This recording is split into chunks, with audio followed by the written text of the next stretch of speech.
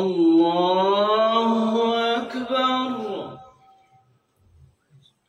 الحمد لله رب العالمين الرحمن الرحيم مالك يوم الدين إياك نعبد وإياك نستعين اهدنا الصراط المستقيم صراط الذين أنعمت عليهم غير المغضوب عليهم ولا الضالين.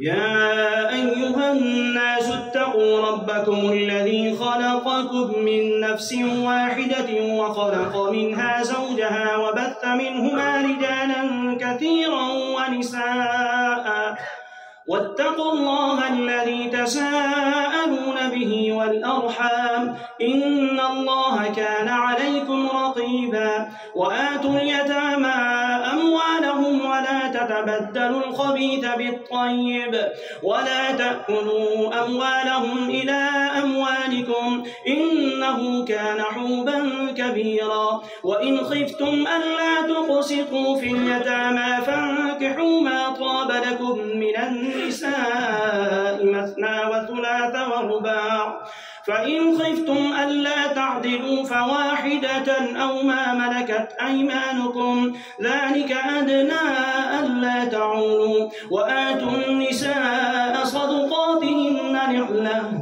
فإن طبن لكم عن شيء منه نفسا فكلوه هنيئا مريئا.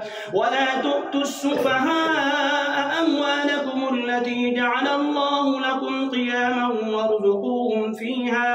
وارزقوهم فيها واكسوهم وقولوا لهم قولا معروفا. وابتلوا اليتامى حتى إذا بلغوا النكاح فإن آنستم منهم رشدا فادفعوا إليهم أموالهم ولا تأكلوها إسرافا وبدارا أن يكبروا. ومن كان غنيا فليستعفف ومن كان فقيرا فليأكل بالمعروف. فإذا دفعتم إليهم أموالهم فأشهدوا عليهم وكفى بالله حسيبا. للرجال نصيب مما ترك الوالدان والأقربون وللنساء نصيب مما ترك الوالدان والأقربون مما قل منه أو كثر نصيبا مفروضا. وإذا حضر القسمة أولو القربى واليتامى والمساكين فارزقوهم منه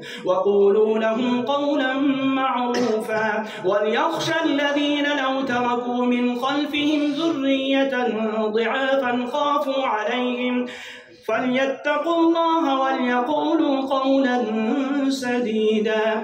إن الذين يأكلون أموال اليتامى ظلما إنما يأكلون في بطونهم نارا وسيصلون سعيرا.